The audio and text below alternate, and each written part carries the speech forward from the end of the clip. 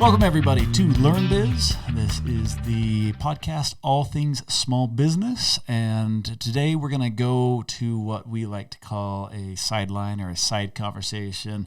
It's this idea of we get to talk about stuff that we want to talk about. Say whatever we want. We can say whatever we want now. Still child appropriate, so you don't have to, change it just because you have kids in the car.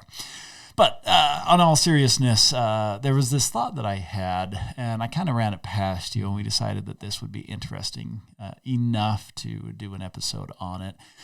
So if you look at inflation, obviously there are lots of things that are driving inflation, but there's a couple key things that are really driving inflation, and one of those is labor. Labor costs have increased dramatically, and it's really changed the shape of the markets and really added kind of a different flavor to the markets than what we've seen in a lot of years past. So add to that AI. Now, AI is super interesting because most of what I'm reading, people are predicting that AI is actually going to add jobs, not actually steal jobs. But there's a lot of things that are going on with AI that I can see certain jobs, or better yet, certain tasks being significantly reduced to the point that you don't need to hire someone to do those tasks. And so I think you're going to see people that are going to start using AI instead of where they would have used labor. Now, whether that's a true one-to-one, like I don't have to hire this position because I can do it AI, I think it's more going to be a restructuring of, okay, this position now, instead of being the one who does all of these edits, who finds all this information, maybe I've got a team of 2 or 3, I'm going to hire one person, and that one person is going to then, oversee the AI process of it. And so the question that I have is, are we going to reach a threshold where our labor costs, we have actually priced ourselves out of the market because AI is commoditizing labor, but demand, meaning human demand on the consumer side, is pricing labor out of the market. So are we going to get to the point where people are going to be demanding such a high wage that businesses are going to look at that and say, well, I'll just use AI to do that, and create this scenario of just a lot of very high wage potential earners now become unemployed or unemployable due to their own demands and desires. And I think AI is going to replace a lot of superficial tasks, maybe / employees. But when it comes to depth, it can't quite replace it yet. Okay.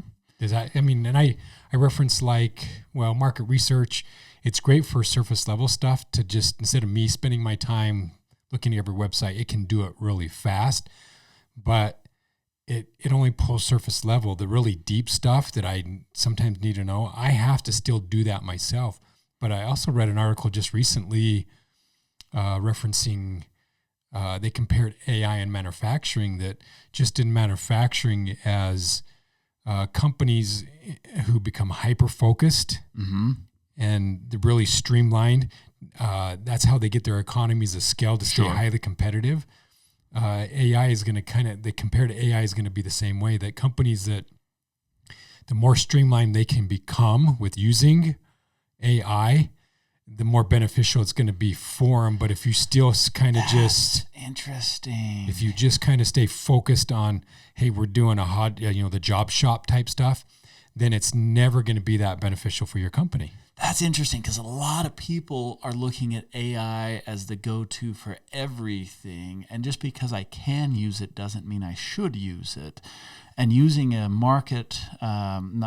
manufacturing comparable, there are so many manufacturing methods out there, but only some of them work for certain applications. Right. Ooh, so and the argument was, if you go back, see, the reason why China's beating us in a lot of manufacturing, especially the additive manufacturing, is because they invested and they became very streamlined in what they do. So they perfected it instead of I want to be able to do something for everybody type of a scenario, which is what the United States is trying to do right now. They says, no, we're going all in and we're investing, and this is the one thing we're going to be really good at, and we're going to be the best at it. And so, we're only going to do, metal additive manufacturing. That's all we're going to do, right? Or we're going to use our injection molding to create just one product, or so they just really streamlined what they do. So now you can't, because they have the economies of scale on their side because they've improved it so much. Well, AI has the ability to do that same thing if you'll focus it to do that. That's interesting. So let's go to this question. And I mean, I posed this question at the beginning, but I'm going to refine it here and get a little bit more specific. So we're talking about the inflation of labor. Right. And if the cost of labor goes up, there's a supply and demand. So, businesses, and I'm going to talk small business here, businesses are incentivized to look at lowering their labor cost. Well, I don't know, because they're incentivized to... It's a two-edged sword. Increase their productivity. That's right. That's a better way to say it, is I need to produce better. My productivity has to go up.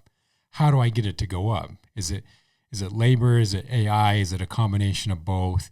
Is it, streamlining some other component of the business? If you look at unemployment rates, and although my data is going to speak to the United States here, but if you look at unemployment rates in the United States, there's a very stark difference between the levels of education and the levels of unemployment. Unemployment rate is highest with lower education. So if I don't have high school, if I never finished high school, that's the highest. If I only have high school education, that's the next. If I have some college, that's the next. If I have advanced certificates or a degree, then unemployment is actually really low.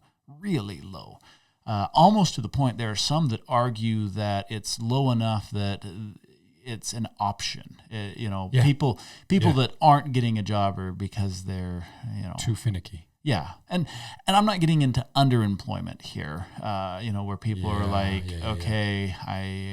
I'm not willing to accept a job unless it meets a certain threshold. I'm just talking about the unemployment rates. But looking at that and saying, okay, as labor costs increase, they're going to increase based on your ability to produce, and your ability to produce is going to have a direct correlation to your expertise, your credentials, your skill sets, and then how varied that would be. Because that's like I said, this is a side conversation because I'm processing most of the episodes. I come prepared. I'm like, hey, this is what we have, and I'm processing some of these questions myself. But is AI going to encourage people to be more varied? So maybe I'm going to get a degree in business, but then I need to understand computer science because and that's the argument that I would make, is that AI is. You're going to have some level of skill, okay, whether that's certificates or degrees. You're going to have some level of skill that's going to require to be efficient with AI and to get it hyper-focused so that it is productive for the company, which means that individual is not going to be someone that comes off the street that you're going to pay, $10 an hour. So I think the wage, you might get rid of two people, but the one person is going to need to be better skilled. So then are we perpetuating that underskilled unemployment labor force? I don't think so, because when you look at the pattern in the history, it has always been that way. Okay. Right? It hasn't, that demographic, that the lower the educational level, generally the higher the unemployment rate has existed for since the 50s, right? Okay. Coming out of World War II. Okay. So as a nation, we've gone through a number of economic changes over the years. And I mean, you look at the whole revolution with, I love the Excel example, how Excel was going to, change everything, and we weren't going to have jobs, and it was going to ruin accountants. Yeah, just everything to do with numbers, accounting, data, like that. But it didn't. It actually created more jobs. Yeah. Right. And then computers, when they became dominant, computers are going to be able to do stuff and put people out of job. No, we adjusted to the technology. We started to use it. We became better at it, and it created more jobs to do it. So I'm convinced that AI at some level is going to make us more efficient and effective at what we do. But in doing that, we're going to create more subsidiary jobs that are going to have to support what we're doing. The whole in manufacturing, anyone in hardcore manufacturing, for every engineer per se, they got to have 10 support people. Yeah. Right. Yeah. You just, those are the numbers that generally stand. So I say the same thing with AI, that those numbers are probably going to, maybe it won't be a 10-1. It might be a 5-1, but I think for when someone has high levels of expertise, they're still going to have people underneath them to help develop, implement, produce, et cetera, et cetera. So we're already on a side conversation, so I can bounce wherever I want to bounce. I think this whole idea of it's anyone's obligation to create jobs is really stupid. I used to buy into it. You and I, we sat on some economic boards together, and the whole focus was, how do we bring jobs to our community? How do we increase jobs? How do we, improve the quality of jobs? And I'm like, stop. Every single major company that is employing 1,000+ people doesn't care about jobs. They care about the company, and the company will bring jobs along. Yeah. But I also make an argument, when you really look into economics, job creation isn't always the best thing for some economies. So, and I'll look at, use an estate example. Most states push jobs. Do you know why they push jobs? Where do they get their money? Income tax. Yeah. Okay. Look at a county. So get a little bit smaller county and cities. Where do they get their money from? Property tax. Yeah. So I don't know why they would push a job at all versus we want people to invest in bigger buildings. But here's the more expensive thing. buildings. When I work with small building businesses, houses. So I'm going to bring it down to the small business level. Every single grant program that I have seen out there, who runs those grant programs? State and Fed. That's Who right. gets income tax? State and the Fed. Who So wants jobs? State and the Fed. That's so right. what they do is they give you $50,000 of grant money and tell you that this needs to create a job. Let's get real for a second. Even if I do create a job, at best, I can pay that job $15 an hour to break even at the $50,000, because by the time I pay for all of their equipment that they got to use, I got to pay for their training, I got to pay for their benefits, whatever that is, right? And so, but that grant money never can go to that job. And so it's actually an upside down game. It's a situation where these businesses are being incentivized to go after grant money, and then they have this either direct or indirect obligation, or at least pressure to create jobs off of that. And it's fine if you want to play the game, because it is a game. Like, if you want to play the game and go after some grant money, okay, whatever. But when I see business owners that they get too hung up in jobs, and here's the truth of the matter. Well, but they get labor heavy, and that's bad. And that's where I wanted to go is, so if a business owner starts looking at people and they start saying, oh, I know them personally, because as a small business owner, you know your team. Even if you only have like 50 people or I shouldn't say only, that's a pretty big small business. I meant to say it the other way. If you have a small business that employs 50 people, you still know those people. You know where they live, you know their families, you know, they have gotten to know you. There's a level of loyalty and a level of trust. When the CEO of General Electric lays off 150 employees, they're in a different state. They've never met these employees. It's numbers on a paper. Right. The finance team said, hey, we got to cut this. And there's like, okay, cut, whack. But when a small business owner lays someone off, they have to bring him into the office, look him in the eye. There's a very personal effect. And then you have... in the grocery store afterwards. Exactly. Hey, we're going to let you go. And I probably won't be coming over to your house for the barbecue on Saturday because that's going to be awkward now. And I shop at the store at 8 a.m. Please don't be there then. Yeah. Our friends can, or our kids can still be friends. I've seen that happen. I've seen where a small business owner has laid someone off and their kids are friends. It's not you, it's me. Right? But now you have a situation where you're being incentivized to create jobs, and you've got this social pressure to not fire people. And so you, as an entrepreneur, as a business owner, you have all this pressure to not lay people off when sometimes you need to. Sometimes you need to right size your company or, you know, fix the labor situation. You've got someone, you need a high-skilled employee, you have a low-skilled employee, and they're not willing to get the skill set. I'm a huge advocate of train people up. And economically, 90% of the time, you will come out ahead if you pay to train them up. Even if after you train them, they go somewhere else, the net effect will come out ahead. Guarantee it. We've done some episodes on this, actually. And so I'm a huge advocate of training people up. But if you try and train them up, some people won't move. They're like, I'm good. I'm good where I am. Yeah. Then you're not good for us. You know, it's interesting. I just read a stat that they were looking at employees who do the most damage in a company, and they were comparing an individual that has a bad attitude and is souring the rest versus those that are maybe a little underskilled. The study concluded that one individual with a bad attitude can do more damage than 5 people who are underskilled. Wow. Yeah. And I believe it. Yeah.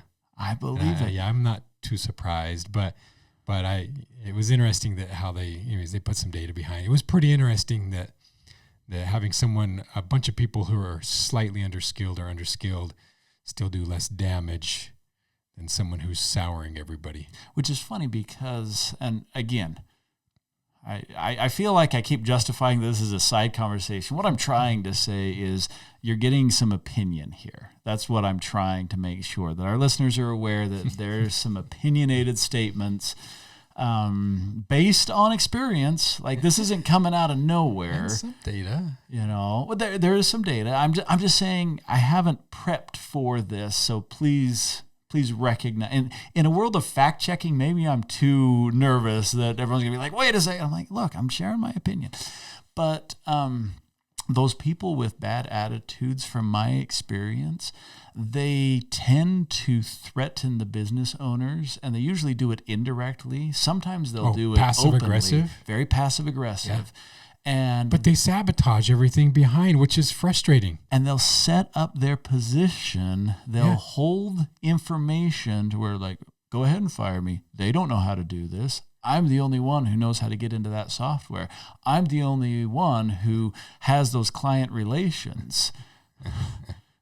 I'll tell you, if you are a small business owner, you make sure that is never the case. There are always 2 or 3 people who know every customer, every key customer. I mean, if it's a small customer, sometimes it's not feasible to make sure. But key customers, you need to make sure that they have the cell phones of multiple people in the company, that they have relationships with multiple people in the company.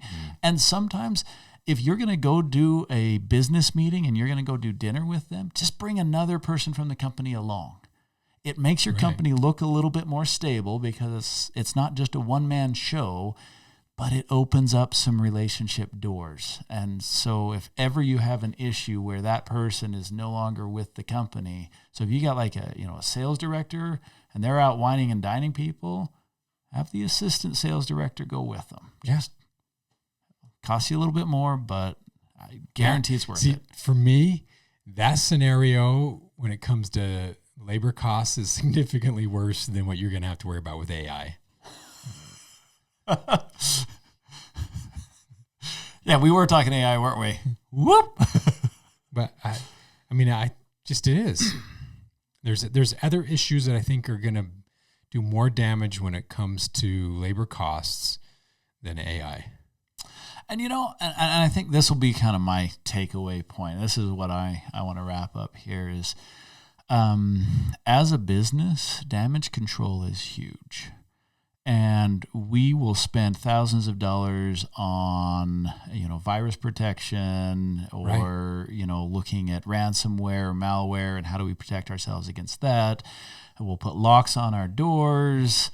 We will put, passwords on all of our stuff. But then we will let human beings come into our business. And it's human beings that stab you in the back, that sabotage, that they spread rumors or lies, they embezzle. AI has the ability to generate fake news, fake information. There's Google's getting hammered for it right now. Mm-hmm.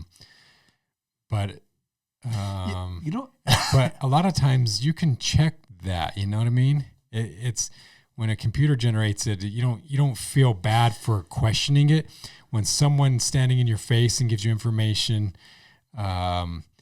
it's always a little bit harder to say, no, you're totally wrong and you're an idiot. Yeah. But so jumping back to the AI, I know I said that was my closing point, but I do this all the time. So I was talking to my son and he brought up this point. He's like, AI has to give you an answer. And so it will scour all of the data out there to give you the best answer, even if it has to make crap up, because even if it pulls from, has anyone ever done a query that says, I don't know? When you ask, hey, AI, what's it? I don't know. It always says, try this, try this, try this. It gives an answer, which. Yeah, and that's the fallacy of it. Yeah. Because if there's only sites out there with bad information, then that's the only thing it can find. That's what it's going to give you. Yeah. So, interesting. Okay. Anything else you want to go down a rabbit hole on?